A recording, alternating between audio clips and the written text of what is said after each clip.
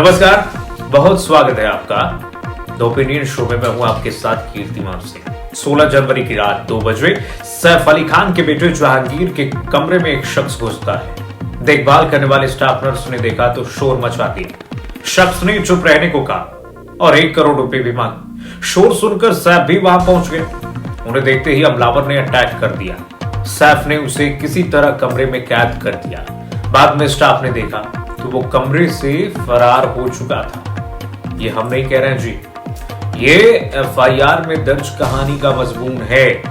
जिस तरह high security वाली सोसाइटी में हमलावर घुसता है और सैफ पर जानलेवा हमला कर आसानी से फरार हो जाता है, इससे कई तरह से कई सवाल खड़े हो रहे हैं। क्राइम ब्रांच की 8 टीमें इन्वेस्टिगेट फिलहाल कर रही हैं। आखिर हमलावर कैसे घुसता है और उसका असली मकसद क्या था, ये आज के ओपिनियन शो में हम आपको बताएंगे। एफआईआर में दर्ज कहानी, पुलिस की जांच, घर में मौजूद स्टाफ के बयानों और परिस्थिति जनित साक्ष्यों के आधार पर फिलहाल 3 तरह के थ्योरीज सामने आ रही हैं, जो ओपिनियन शो में, द ओपिनियन पोल शो में आपके सामने मैं रखूंगा। इन 3 थ्योरी के आधार पर आप अपने कमेंट दीजिएगा कि क्या ये थ्योरी सही है क्या। पहला है कि बिल्डिंग शाफ्ट से फ्लैट में आखिरकार ये कैसे पहुंचता है, ये थ्योरी चल रही है। थ्योरी नंबर 2 ये कह रही है कि सैफ के स्टाफ रिश्तेदारों ने इसे पहुंचने में मदद की। तीसरा है कि क्या सब प्री प्लान तो नहीं है, पब्लिसिटी के लिए क्या ये कूट रचित वाकया तो नहीं है। अब इस मामले से जुड़े 3 जरूरी सवालों के जवाब आज हम आपको द ओपिनियन शो में देने जा रहे हैं।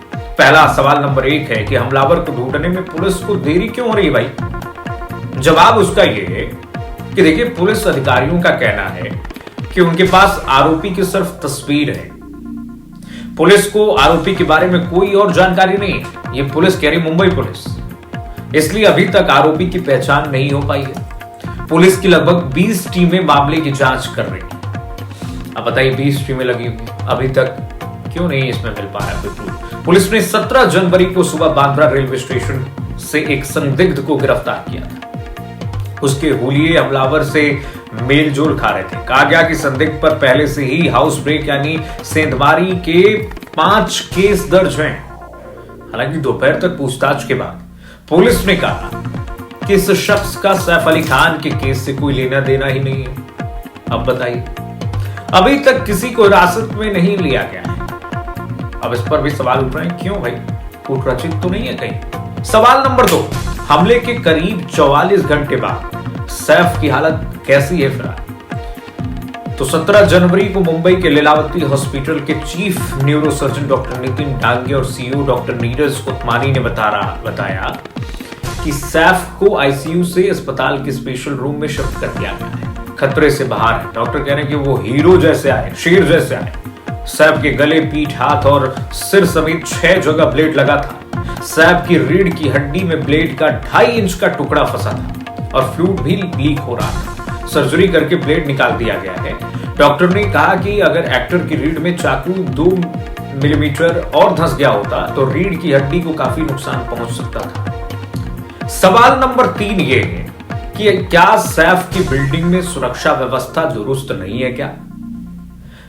पुलिस ने बताया कि सैफ की बिल्डिंग में सुरक्षा व्यवस्था सख्त नहीं है। अब ऐसे कैसे हो सकता है, हाई प्रोफाइल लोग हैं। बांद्रा में इतनी हाई प्रोफाइल बिल्डिंग के लिए सोसाइटी में सीसीटीवी कवरेज अपर्याप्त है, ये कैसे हो सकता है। बिल्डिंग के बाहर दुकानदारों ने बताया कि गेट पर तैनात सिक्योरिटी गार्ड बिना जांच किए उन्हें अपार्टमेंट में जाने की इजाजत दिया करते थे। बिना जांच किए ऐसे कैसे, कोई हादसा हो जाता उसके जिम्मेदार कौन।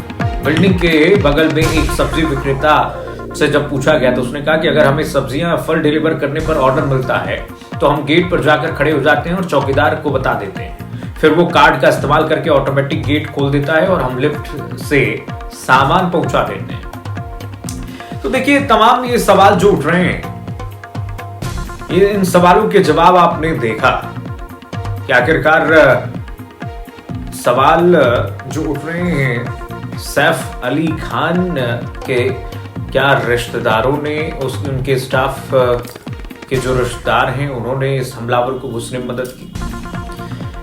क्या कोई ये पब्लिसिटी स्टंट तो नहीं है? क्योंकि हम लगातार देखते हैं कि स्टार्स जो होते हैं वो टीआरपी गेन करने के लिए कुछ ऐसा कूट रचित बयान, कुछ कूट रचित कहानी वाकया कर देते हैं जिससे वो अचानक से लाइमलाइट में आ जाते हैं। और एक ये मार्केटिंग का स्ट्रेटजी भी हो सकता है। तो तमाम इस वक्त देखिए सवाल हैं, लेकिन इस तरीके से सैफ अली खान के साथ हो जाना, इस पर मीडिया भी सवाल उठा रही है। लेकिन इस पर देखने वाली बात है कि आगे पुलिस क्या जांच में कहती है या फिर ऐसे ही मामला ये ठंडा पड़ जाता है। क्योंकि अगर हमें ये देखना होगा कि अगर ये मामला ठंडा पड़ जाता है तो आप ये समझ लीजिए कि भैया कूट रचित ही था, और कूट रचित था इसलिए इस मामले को ठंडा पड़वा दिया गया जानबूझकर। इस मामले को आगे बढ़ाया नहीं गया, सिर्फ पब्लिसिटी के लिए था। तो आज के इस ओपिनियन पोल में 3 सवालों के जवाब हमने आपको दिया। आपको इन सवालों के जवाब कैसे लगे तो ओपिनियन शो में आज कमेंट में हमें आप लिखकर जरूर बताइए। अगर ये सवाल आपको वाजिब लग रहे हैं तो बिल्कुल इस वीडियो को शेयर कीजिएगा, चैनल को सब्सक्राइब कीजिएगा। देखते रहिए कीर्ति खबर डिजिटल। नमस्कार।